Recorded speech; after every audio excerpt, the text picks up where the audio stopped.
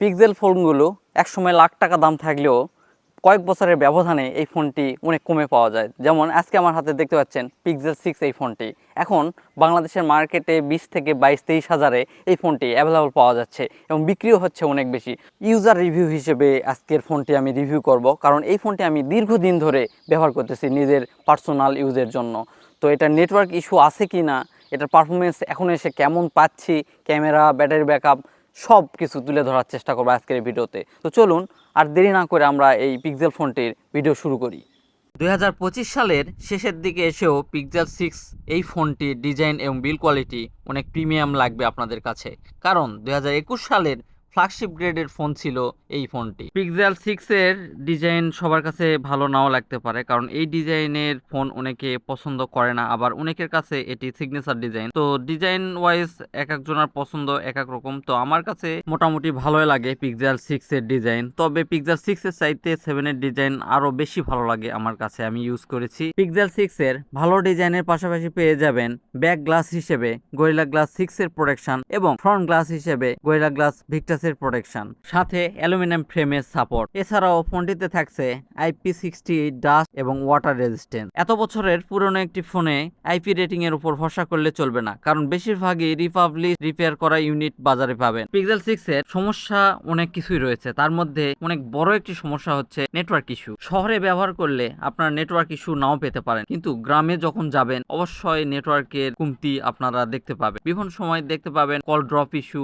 Data কানেকশনের সমস্যা হচ্ছে। তো এই ধরনের সমস্যা পিক্সেল 6 এ আগের থেকে অনেকটাই কম, তবে আমার যে ইউনিটটি ছিল এটাতে এই ধরনের সমস্যা আমি তেমন একটা ফিল করিনি। কিছুটা আপডেটের মাধ্যমে নেটওয়ার্ক ইস্যু সলভ হয়েছে, তবে নেটওয়ার্ক ইস্যুর কথা মাথায় রেখেই পিক্সেল 6 এই ডিভাইসটি আপনাদের কেনা উচিত। নেটওয়ার্ক ইস্যুর পাশাপাশি আরো একটি বড় সমস্যা ছিল হিটিং ইস্যু, তবে অ্যান্ড্রয়েড 16 আপডেটের পর থেকে পিক্সেল 6 এর হিটিং ইস্যুটা অনেকটাই কম। আমার ইউনিটে আমি হিটিং ইস্যু তেমন একটা পাই না, তবে মোটামুটি হিট করে, যেটা মানিয়ে নেওয়ার মতো। পিক্সেল 6 এটি একটি ফ্ল্যাগশিপ গ্রেডের ফোন হওয়া সত্ত্বেও এটার ডিসপ্লের চিন এবং বেজাল দেখলে আপনি হতাশ হয়ে যাবেন। পিক্সেল 6 এর ডিসপ্লেটি আপনার কাছে ভালো নাও লাগতে পারে, কারণ আপনি যদি কখনো স্যামসাং এর ফোনগুলি ইউজ করে থাকেন তাহলে স্যামসাং এর সাথে তুলনা করলে পিক্সেল 6 এর এই ফোনগুলি ডিসপ্লে অনেকটাই পিছিয়ে থাকবে। অ্যামোলেড ডিসপ্লে হওয়া সত্ত্বেও এটি অনেকটাই পিছিয়ে আছে স্যামসাং এর তুলনায়। 90 হার্টজ এর এই ডিসপ্লেটি HDR10 প্লাস এর সাপোর্ট পাবেন। এটি 6.4 ইঞ্চির একটি ডিসপ্লে, যেটির বডি রেশিও ছিল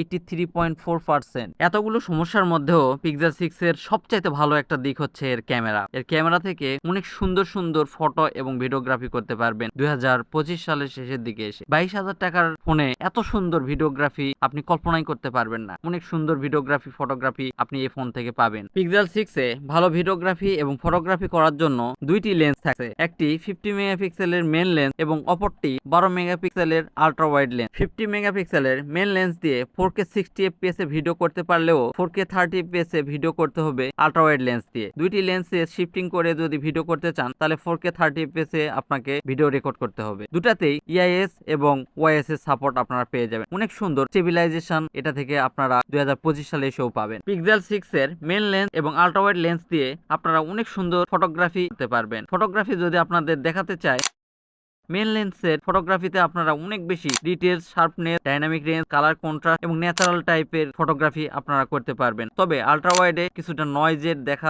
আপনারা পাবেন। লো লাইটে গেলে অনেকটাই নয়েজ ক্যাপচার করে আল্ট্রা ওয়াইড লেন্সটি। পিক্সেল 6 এর মেন লেন্স দিয়ে আপনারা পোর্ট্রেট ফটোগ্রাফি করতে পারবেন। 1x 2x ম্যাক্সিমাম 4.6x পর্যন্ত পোর্ট্রেট ফটোগ্রাফি করতে পারবেন। তবে 1x এর পোর্ট্রেট শটগুলি অনেক দারুণ ছিল, যেটাতে শার্পনেস, ডিটেল সবকিছুই অনেক ভালো ছিল। এজ ডিটেকশনও অনেক ভালো ছিল, তবে কেন জানি আর্টিফিশিয়াল ব্লার মনে হচ্ছিল। মেন লেন্সকে ডিজিটালি জুম করে 2x এবং 4.6x এ ছবি উঠানো যেত, কিন্তু 2x এর ফটোগুলো কিছুটা ইউজ করা গেলেও 4.6x এর ফটোগুলো একদমই ইউজেবল ছিল না। 2x এর ফটোগুলোতে ডিটেলস এর ঘাটতি ছিল, শার্পনেস এবং নয়েজের দেখা ছিল অনেক বেশি। একটি স্মার্টফোনে সবচাইতে দরকারি একটি পার্ট হলো তার প্রসেসর। প্রসেসর যত ভালো হবে একটি ফোনের পারফরমেন্সও তত ভালো হবে। গুগল প্রথমবারের মতো পিক্সেল 6 থেকে তাদের নিজস্ব চিপসেট টেনসর G1 ব্যবহার করতে শুরু করে। তখন থেকেই পিক্সেল ফোনগুলোর প্রতি মানুষের অনেকটা অনীহা চলে আসে, কারণ এই চিপসেটগুলি ভালো পাওয়ার ডেলিভারি করতে পারছিল না। দৈনন্দিন কাজ হ্যান্ডেল করতে পারলেও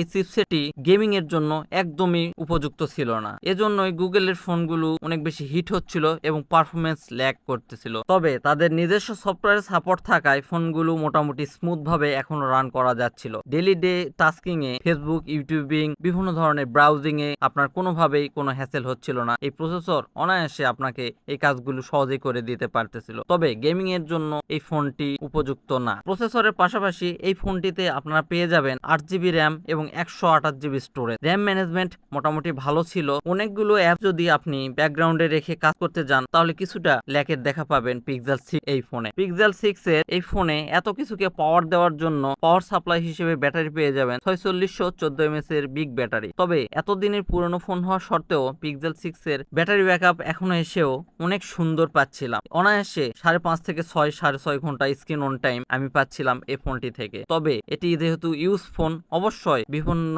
ডিভাইসে বিভিন্ন রকম ব্যাটারি ব্যাকআপ আপনারা পেতে পারেন। ভিডিও শেষে আপনাদের বলতে চাই এই ফোনটি কারা কিনবেন? যারা আসলে ক্যামেরা সেন্ট্রিক ফোন চাচ্ছেন কিন্তু বাজেট আপনাদের 20 থেকে 22,000 টাকা, তারা অনায়াসে এই ফোনটি এখনো কিনতে পারেন চোখ বন্ধ করে। কারণ এটার ক্যামেরা আউটপুট অসাধারণ ছিল। শুধু ক্যামেরা ইউজের জন্যই এখনো এসে এটি পারফেক্ট একটি ফোন। আর যদি গেমিং এর জন্য বা ভালো পারফরমেন্সের জন্য ফোন কিনতে চান তাহলে এই ফোনটি স্কিপ করে আপনারা অন্যান্য মডেলের ফোন দেখতে পারেন। কারণ এই ফোনটি থেকে আপনারা আশানুরূপ পারফরমেন্স পাবেন না। তবে ক্যামেরা, ব্যাটারি ব্যাকআপ, ভালো সফটওয়্যার এক্সপিরিয়েন্স, ভালো ডিসপ্লে, ভালো ডিজাইন যদি পেতে চান তাহলে 22,000 টাকায় সবচাইতে বেস্ট ডিল হলো পিক্সেল 6 এখনো এসে। তো বন্ধুরা, আজকের ভিডিওটি দেখে যদি আপনারা কিছুটা উপকৃত হয়ে থাকেন তাহলে অবশ্যই আমার চ্যানেলটি সাবস্ক্রাইব করবেন এবং ফেসবুক পেজটি ফলো করে আমার সাথে থাকবেন এবং পরবর্তী ভিডিও দেখার জন্য অবশ্যই আমার চ্যানেলে নজর রাখবেন। ধন্যবাদ সবাইকে।